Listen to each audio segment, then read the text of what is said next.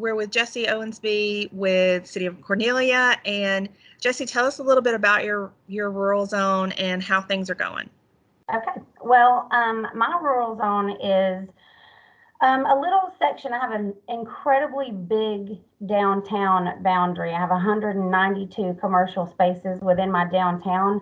I only have a few of those that are inside the rural zone, but that rural zone district is the prime locations of our downtown. So we really wanted to focus on revitalizing this particular area. So that's the area that we went for.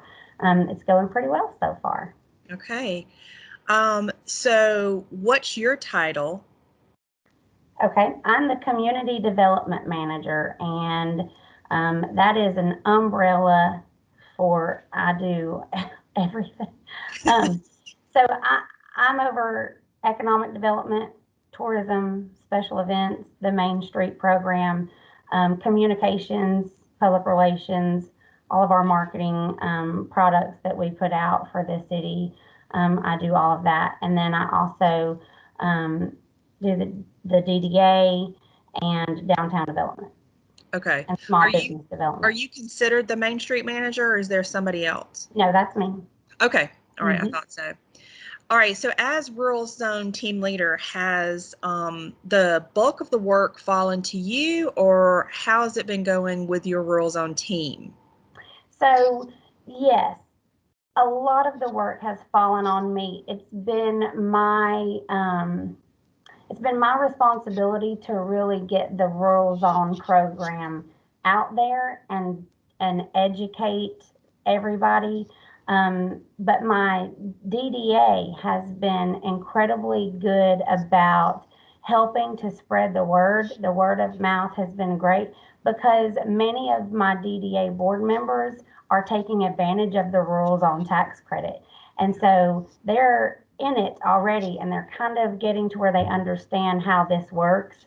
And so to them, like telling other people or prospective business owners or prospective property buyers that, hey, you have this, and it's a really great incentive to use.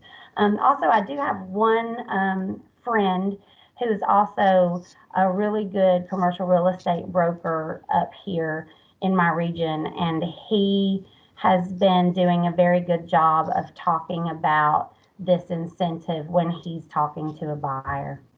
Okay. Okay.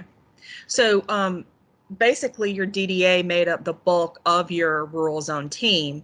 And so after you attended training with DCA, then you went back and made a presentation to your DDA so that you made sure that they understood it. And obviously it generated enough interest that they began taking advantage of the program. Yes, it kind of happened that way. I had a few different board members when we first were designated a rural zone. And so, but with my real estate broker friend, and just it's a very small community and everyone knows everyone, just kind of talking to people, and then you get a friend that you know that has a business and they're thinking about doing an expansion or they're thinking about doing something different. Then that's when you go in with the, hey, we got this rural zone incentive.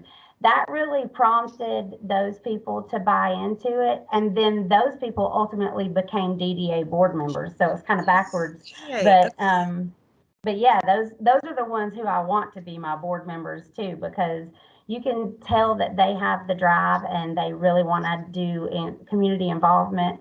And they're the ones who are really like spreading our message for us because they experienced it and then they became involved, and that's great too. I'll take it however I can get it. Yeah. So what would you say is the most difficult thing you've encountered in the rural zone, in the life of your rural zone? Okay, things. When we first were designated a rural zone, I did have a business owner who wanted to purchase an older building inside the rural zone. It was one department store, and they wanted to split it into two different spaces. They wanted to put in their insurance company and expand their insurance company and create some new jobs in one section, and in the other section they wanted to create an event space. So the insurance company was fine, no problem. The event space, however, wasn't covered under the NAICS codes. And so that was a struggle for them to be able to purchase this property and do what they wanted to do with the property. We had to actually go through you and the department and speak with the commissioner and talk with our House representatives, and kind of figure out how we could get this going, because ultimately it's an event space, and event spaces bring people into your downtown. So it really is a good fit, and it does create jobs because someone has to manage these events and take care of the space. And so having an event space in the middle of my downtown, to us, to the property owner and to myself, was like, well, this is a no-brainer. Why is this not an eligible project? So it did take a lot of finagling and talking and trying to figure it out, but we finally did get that approved. But you know, you really have to think about your NAICS codes when you are speaking to a prospective business owner. You need to make sure that that project that they want to do, they might have this crazy harebrained idea and you think that sounds amazingly wonderful, but is it an eligible project? Let me look at that first. And you need to make sure of that, instead of going ahead and saying, yeah, you can do that. And then you have people who are really upset because they actually cannot get the tax credits that you have promised them.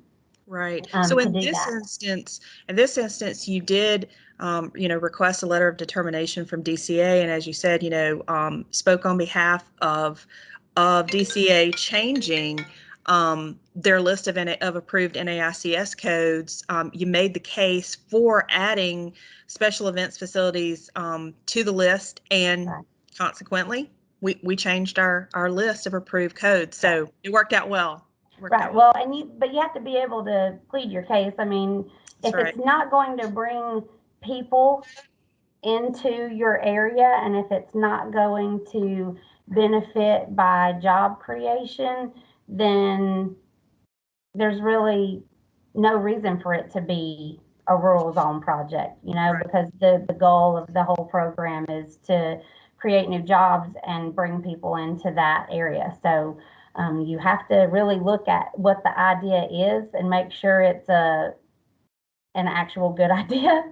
Right, right. And then my other struggle has been that I do have a majority property owner who does not want to do anything with his buildings. And though I have literally beaten the dead horse about these rules on tax credits, it doesn't register with him. He doesn't need the tax credits. He just wants the property because property to him equals power. So that is a struggle that I'm still struggling with, and I'm sure they struggle with. Yeah, yeah. And that has been the case in other communities. We just can't get some of these property owners to do anything with their property. Right. I mean, meaning they're not, really rehabbing the property, to Right. make it look better, nor are they willing to sell it to somebody else that might want to do something exciting with it. So, Correct. yeah, very And frustrating. we've had a lot of offers. Like, we've had a lot of people come and offer this person like cash money for these properties, and he's just like, I'm good. Huh. And then on the other hand, depending on his mood, yeah, he'll sell this one to you. So it depends on the day. It's Yeah. crazy, but that's a struggle that I know other communities have. We have it in a real major way, but that is a struggle that even the rural zone can't get you out of. Yeah. All right. What's something about the Rural Zone program that you really wish you had focused on or maybe known about from, day one, January 1, 2018, that you now know? Well, because I was one of the first communities, um, DCA and the communities, none of us knew what what we were doing. So we all had to kind of figure it out with each other and navigate that. that has helped in building those relationships, and now we kind of know and get the gist of it. I do wish that there had been like an actual step-by-step plan. Having gone through it, I have created an actual step-by-step plan, and I now know what to tell prospective buyers and what that process is, because when you have prospective buyers come in, you're like, we have this rural zone tax incentive, and they're like, what is that? And you tell them about the 3 tiers and how wonderful that is, and they're like, how do we get started on that? And then you're like, I don't really know. So it took some figuring out, but we now have that really very well laid out and know what we're doing. And the other thing is getting CPAs in on it early, because we had a hard time getting CPAs to understand how this tax credit works, and had to really sit down with them. And the first couple of years when I had random CPAs calling me about this tax credit, I'm like, I have no answers for you. I'm going to refer you to Cherie Bennett. Yeah. Now I can kind of help them out a little and say that this is the process in which we go, and it is a really good tax incentive.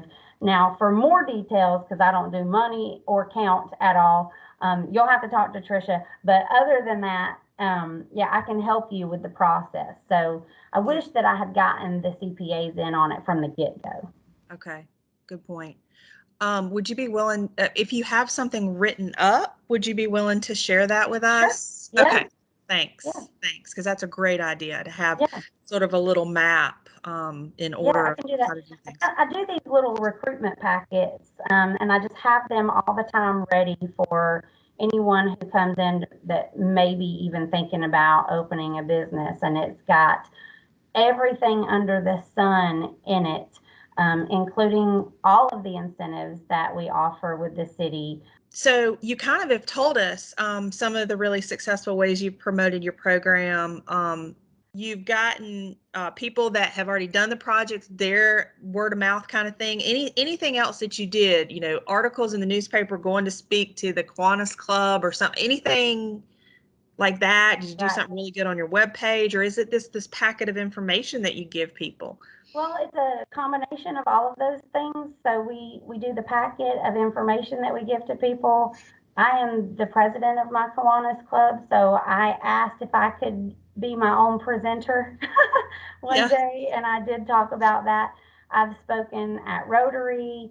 I've spoken at several of the little committees that are created from the chamber. So like there's an EDGE group and there's a young professionals group. I've spoken at all of those about that.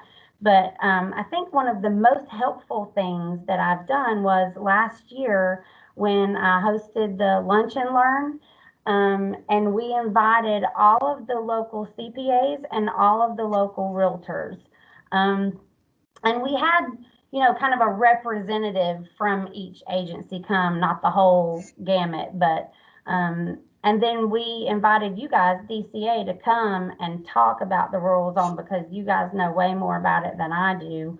And you guys can, like Trisha, she can answer the questions about numbers that I am like, So from that, we did have a couple of CPAs who contacted me afterward and said, hey, I really enjoyed that Lunch and Learn. I learned a lot, and I've done some additional research. And so if you have prospective buyers that really need some more information, send them to me, because I'm kind of like specializing in this rural zone tax credit now. So now I have a couple of CPAs that I can refer people to for more detailed information. And if I can't explain it, I'll send them to this CPA because they're local and they can explain it to them.